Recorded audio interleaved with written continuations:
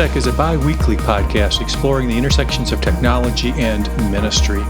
It is part of the podcast network sponsored by WELS, the Wisconsin Evangelical Lutheran Synod. Our show today is hosted by Martin Spriggs and Sally Draper.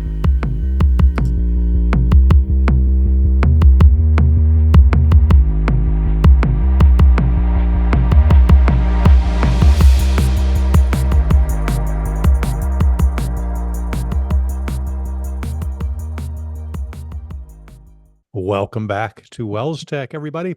This is episode 733, and we're recording on September 12th. That's a Thursday in the year 2024.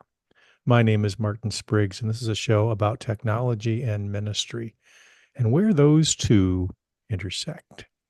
Joining me as usual, Sally Draper. Hello, Sally. Welcome to the show once again. Thank you, Martin. Happy to be joining you. And apparently it's WELSTech Blue Day because we both have our blue shirts on today. Those of you for whatever watching reason. at home, yes, can see what we're wearing. And the fact that it's 2:36 in Sally's office, as it always is. Yes. Where time stands still. Where time stands still, yes. But we will move forward. We have begun a topic that I think is near and dear to both of our hearts as we are involved with volunteers in almost every step. I think many people can relate to that. Sally, what are you volunteering for these days? Well, one of the interesting ones that I'm doing is coordinating our communion assistants at church. Mm-hmm. And so we have a pool of men in the congregation on our church council, et cetera. And it's a lot like herding cats, actually. They're great guys, but man, we need a total of 7 assistants each time we have communion, which is twice a month. Yeah, that's a lot.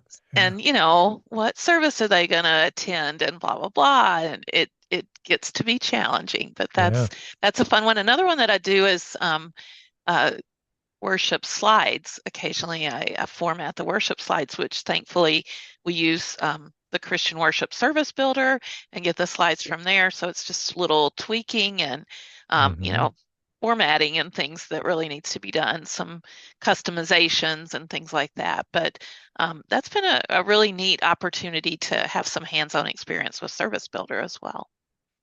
Who do you have a schedule? And apparently you aren't maybe responsible for the AV slide people? No, you just produce the slides. Yeah. Right. Yeah, it's a team effort, and there's a group of people that are responsible. Some do, video recording things and getting things to TV stations and things like that, and others do the live stream. And so, yeah, it takes a whole group of people to make it happen. Yeah. Well, I think the technology of today helps, but it is, as I think we'll talk about a little bit, it is not perfect because everybody needs to have kind of the same ability to use technology to take advantage of some of it too. Yeah, a desire. Yes, they maybe have the ability, just not the desire. Yes. Sure. Well said. Well said. So that's probably a great introduction because we are talking about communicating with volunteers or them communicating with their leadership and how to recognize those awesome people, making sure that they feel appreciated and have a great experience while they are volunteering in the church or school or wherever it is. So those are kind of two, and maybe those sometimes go hand in hand. If you're talking and you're on the same page with your volunteers, they're going to feel supported and appreciated and vice versa. So where would you like to start, Sally? Well, I already kind of tipped my hat that I have this responsibility with the communion assistants. So that's all about communicating. I don't see them face to face or anything, so I'm totally relying on technology. So I was like, oh, easy peasy. I'll set up this, I'll set up that. It'll be great. And it just hasn't worked out that way from my experience. What I ended up doing, Martin, was setting up a Google spreadsheet with kind of the overall schedule, particular Mm-hmm. Sundays and worship times and who's on and that kind of thing. And I thought that was pretty brilliant. I could get them to this spreadsheet and it would work. But I have to communicate with them via email to get them to the spreadsheet. So I send one email and say, go look at the spreadsheet and fill in your name wherever you want, blah, blah, blah. Well, right away there were challenges. People didn't want to have to log into the spreadsheet and things like that because there are Google accounts required. And so I ended Mm-hmm. up making the spreadsheet public, and Mm-hmm. then I found that people still didn't want to go to it. Just click a link and it works for you. And so I copy what's in the spreadsheet into the email, and we have a thread of 14 emails Oh back and boy. forth every time. So that's a challenge, but it works. And that's where they want the communication. I have one guy that says, just text me. And so he doesn't look at email. So I do have to text one particular man. But besides that, if I put it in the email, they seem to be fine with a long email thread. Is that your experience as well? Yeah, I didn't share my volunteer surfaces, but it's been very similar. I'm the president of the congregation, and communicating with the church council and other volunteers is a big part, of that. And boy, it's probably even more painful than that. I've got some that some that do a pretty decent job of, putting their reports in the folder I want them to put it in. Others say, well, I can't get in. Others say, I'm going to email it to you. You put it in Yeah, as an attachment. Some just put it in the email, and I put it in the form of a report and put it in there. So it's all over the board. And I think what I have found in at least the communication area is that the only surefire way to get everybody's attention is with a text. I cannot count on everybody looking at their email on a regular basis or in a timely fashion. And maybe that's to be expected. I think we've talked about this in the past where we're thinking email is this kind of real-time communication tool, and I think we're learning more and more that it's the not. And I shift. don't think Yeah. that's going to get any better. So I think things like texting, people pay more attention to, but it has its own inherent limitations too. Length, um, threading ability. Group texts are not always, perfect.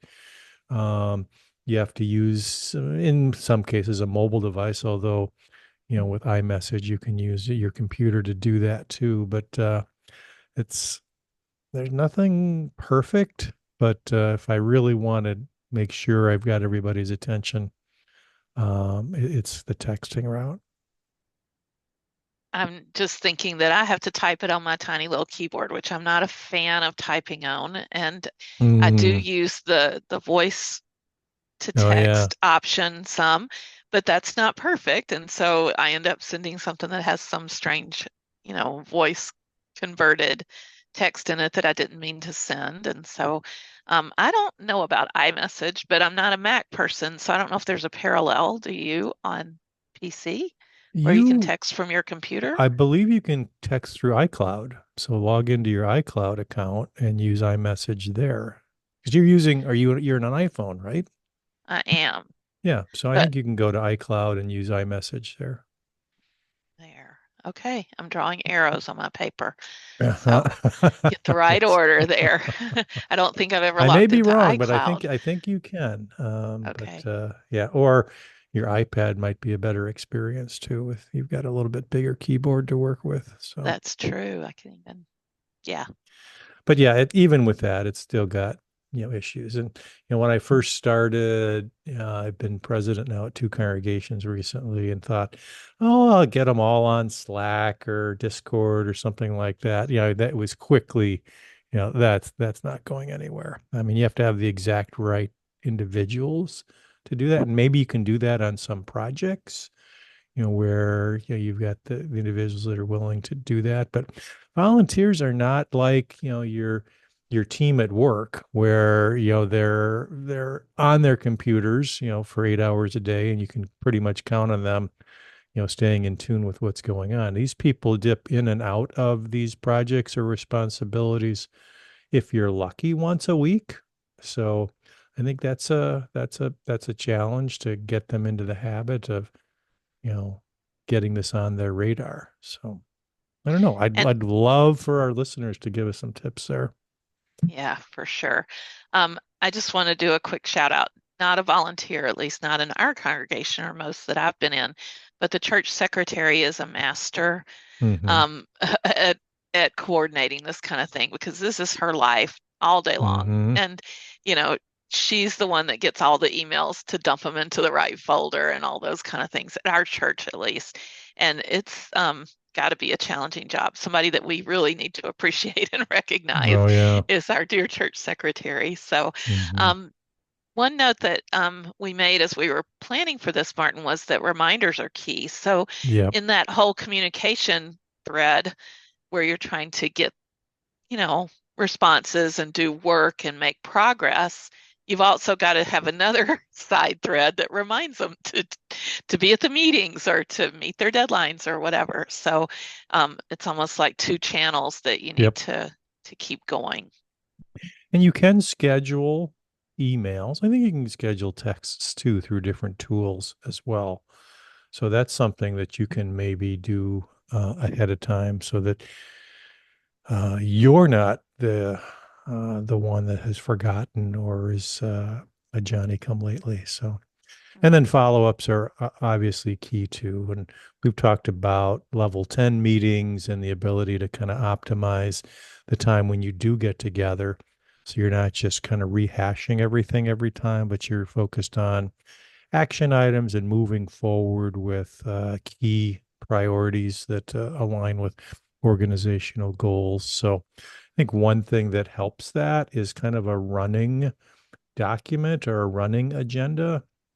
Level 10 meetings can be formatted that way where it's not hard to have one document that has, all the successive meetings over the course of maybe a year.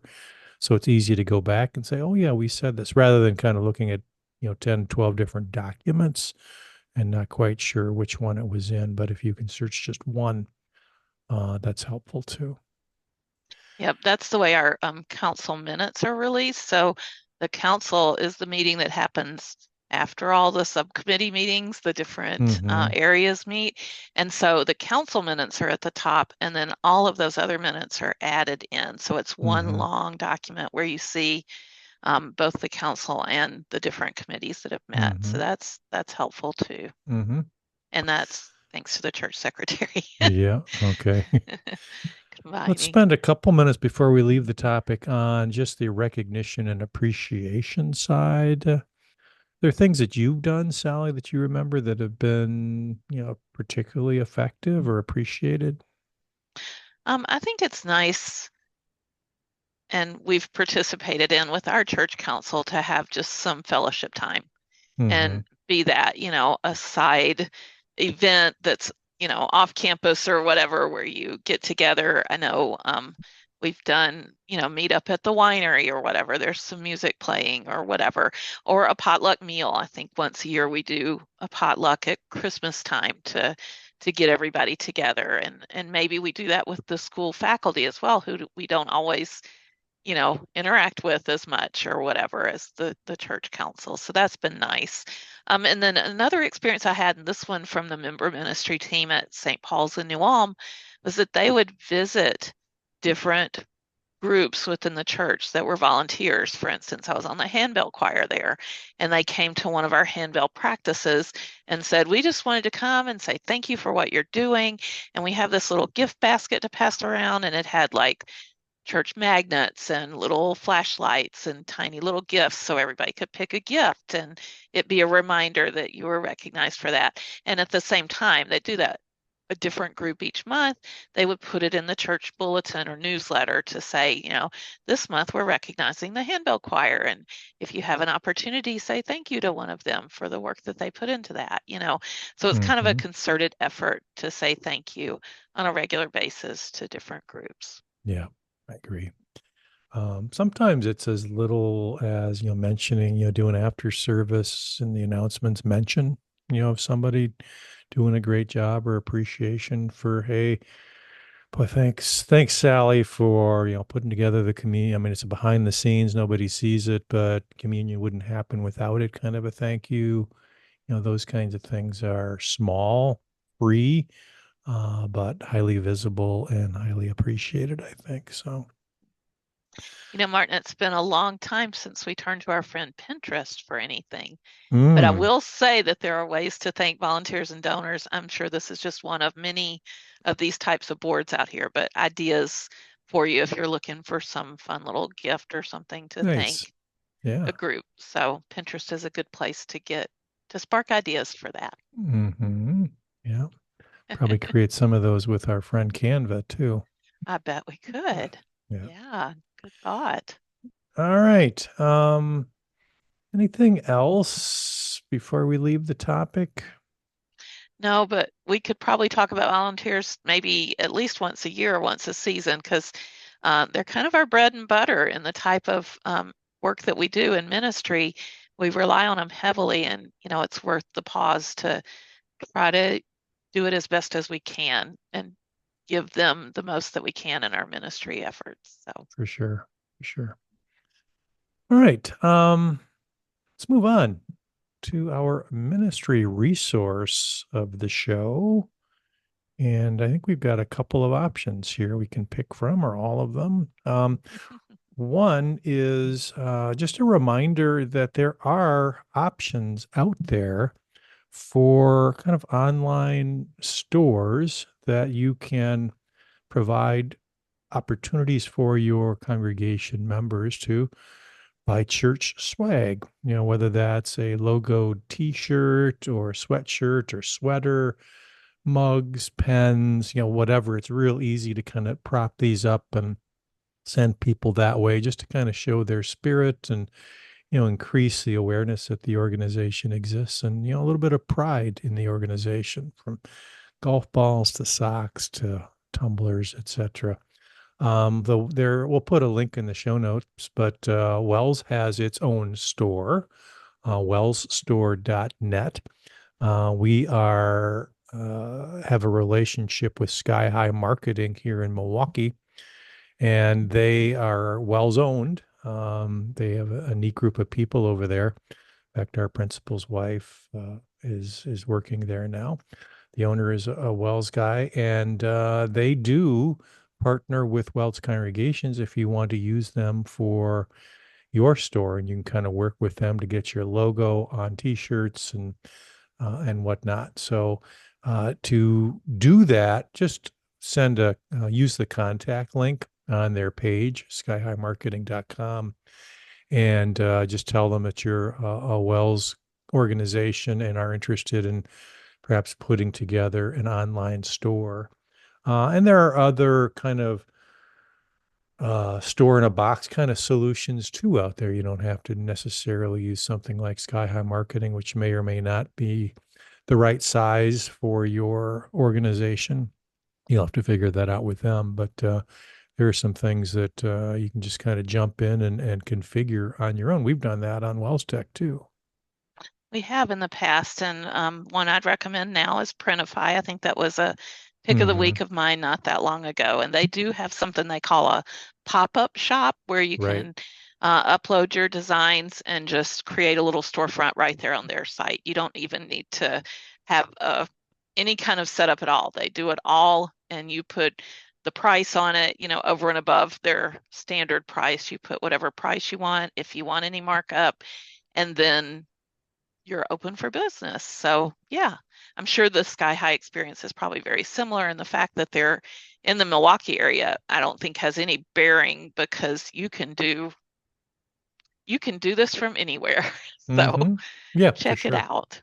And And that's a yeah, great way to offer some thank yous to your volunteers. for Send them, sure. a gift card to your own store where they can both, receive your appreciation, but then also show their organizational spirit too by, some kind of logoed purchase that they could make. So I think that's a great way to do that. definitely. It's funny that that was our ministry resource and then a show on appreciation. You think, Like somebody put a little thought into right? A this. little, at A little. least. All right, let's move on to our picks of the week. Well, if you are a Wells Tech podcast follower, then you'll know that I had a huge dilemma in our last episode.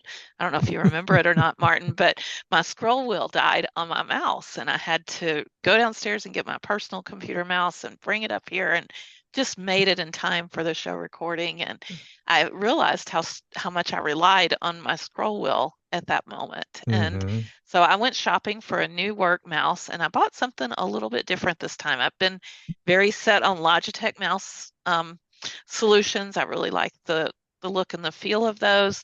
But this time, I actually bought one that's a little bit slimmer. It's still got a And pretty pretty. decoration. Mm-hmm. Yeah. And the secret to it is that it's stealthy. It has silent clicks.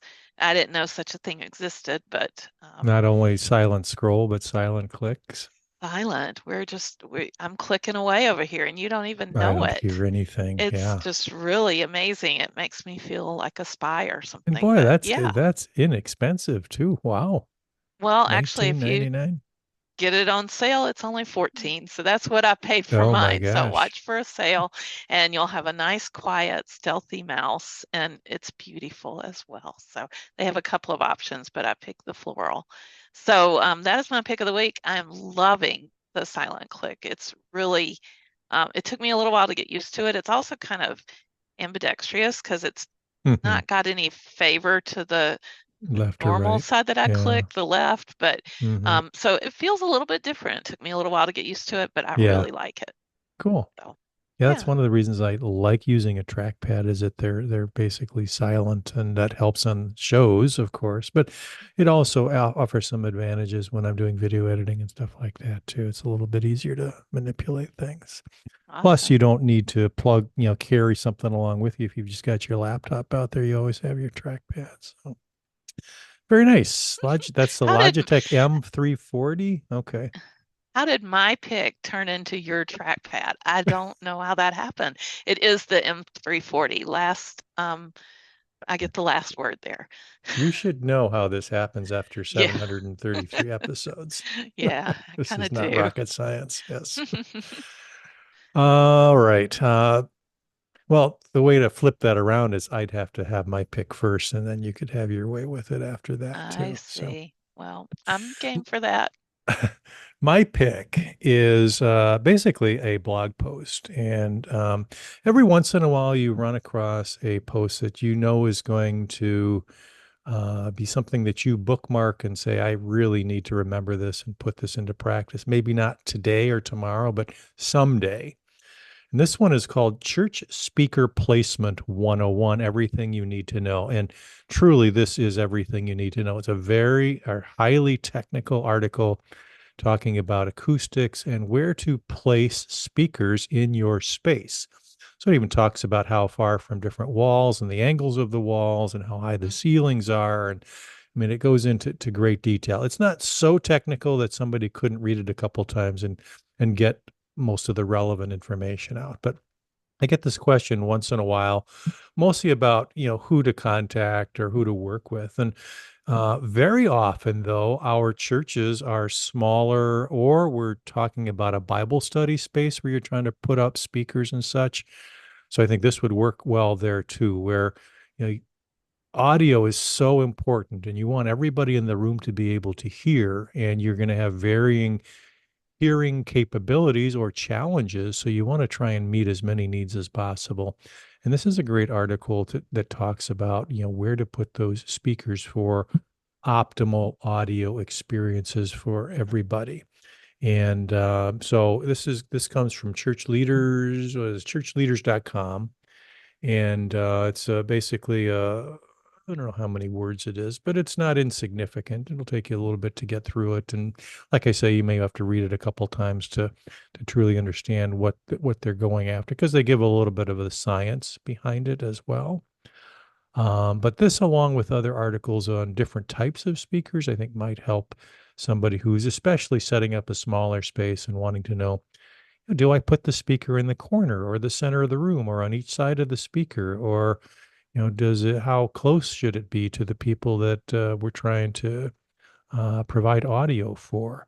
Um, it talks about the importance of mixing and why you should maybe have an equalizer that might allow you to shape the sound a little bit as well. So, again, Church Speaker Placement 101 blog post.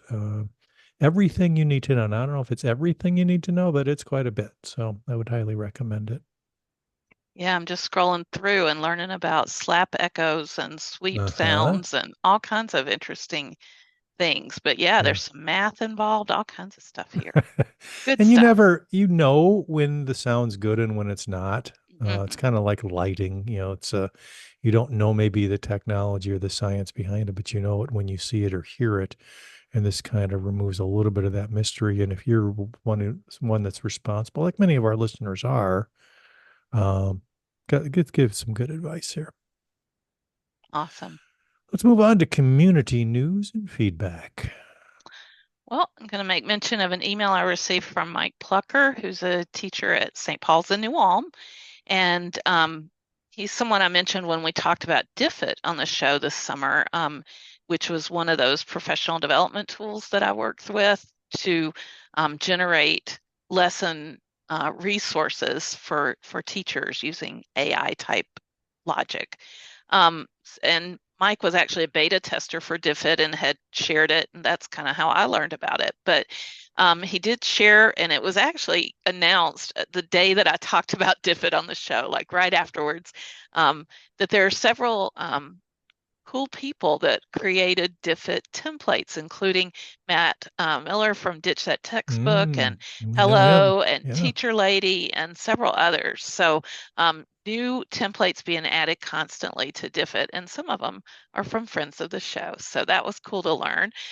Mike also went on to say that he's been doing some beta testing for another group, and so he couldn't mention what the name of the product was, but he said he has students orally chat.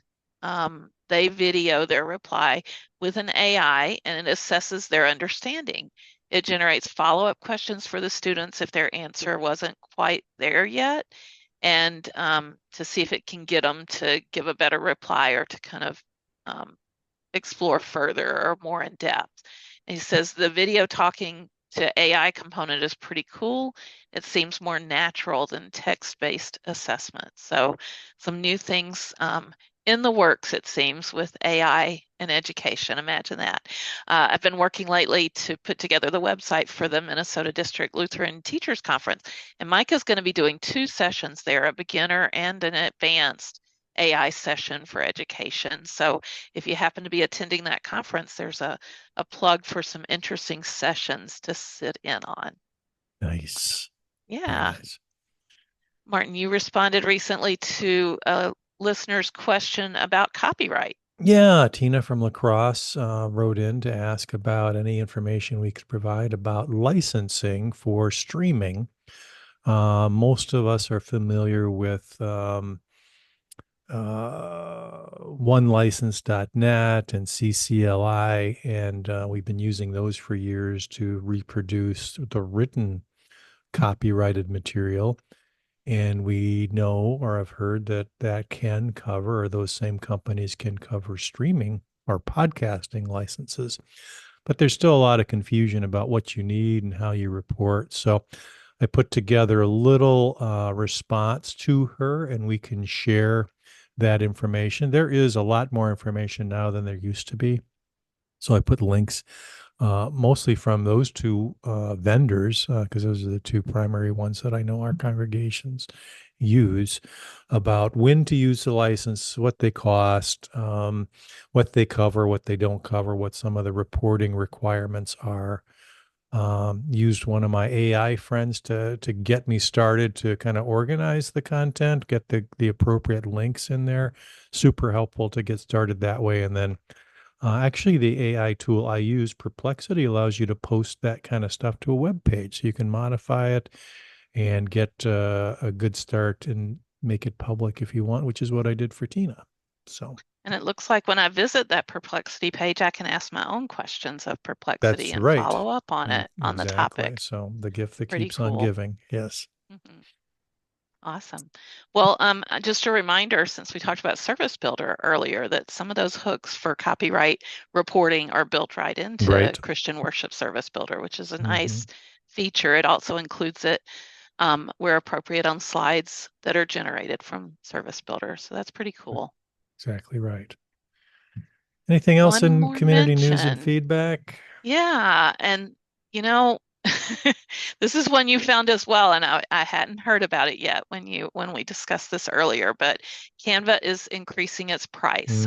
We've talked Hmm. about Canva, and I've become a big fangirl recently, and this does say for the Teams version where you're paying for 5 licenses for your team. So I haven't seen this kind of price increase on the personal level yet. Hmm. But as a reminder, um, I think it was Tom Rosenell that wrote to us and reminded us that Canva is free for nonprofits and education. Yep. So make sure you look for that option and put in your information, and um, you should be able to get free access for schools and churches. But yeah, 300% increase because they've built in a ton of AI into Canva and Yeah. they're feeling like it's worth the price of admission. So. For people who don't know what Canva is, Sally, can you give us a 30-second description? It's an online image slash designer repository, and you can design anything from a social media post to a presentation to a website, Or a documents, postcard or anything? postcards, Yeah. posters, all Yeah. kinds of sizes and things. Comes with thousands of templates that are very professionally done, and it also allows you to integrate your own imagery and all kinds of things. Create your own imagery from their AI tools that are embedded. It's got it all going on. Create a color palette and work with that. I mean, it's got all Sure. kinds of cool stuff. Yeah. Yeah. hmm All So, right. Well, I think that's going to about do it. Sally, I am really excited about our next show. Why would I be excited? well, because, yeah, uh, I'm sorry, I was trying to turn off screen share because our friends are coming back. Our friends are Um, coming back. They decided that they could tolerate us for another season. that's right. Jason We are Schmidt and Rachel Feld are going to join us again to. And we have them on to talk about educationally focused topics. So we're kind of in the kitchen figuring out what kind of recipes we're going to put together for you over the course of this school year. And they always have great ideas and a wealth of experience. So that's always neat to talk to them about education stuff. So very true. Jason brings the sunshine to he WELSTech does. They both do. for sure. Um, I think that's going to about do it, Sally. Thank you for your time, effort, and energy, which you bring to the show. And thanks to all of our listeners.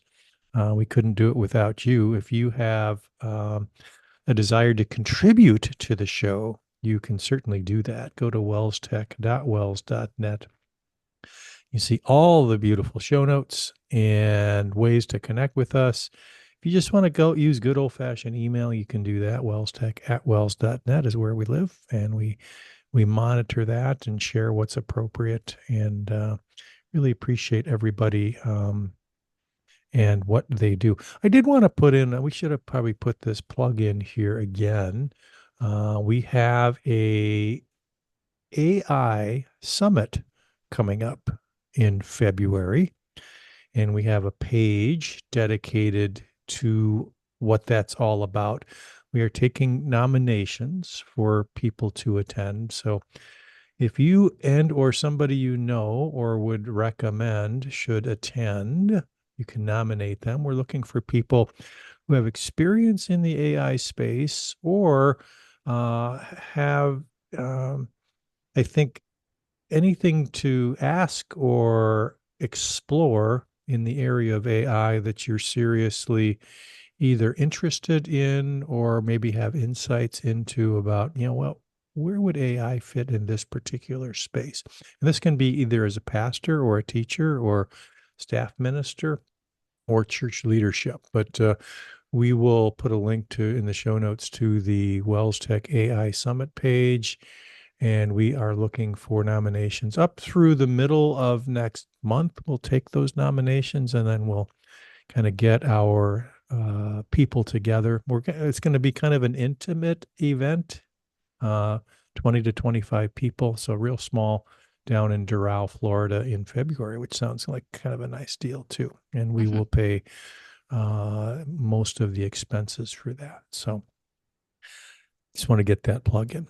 Again, thank you for joining us, and we will talk to you all next time. Bye bye.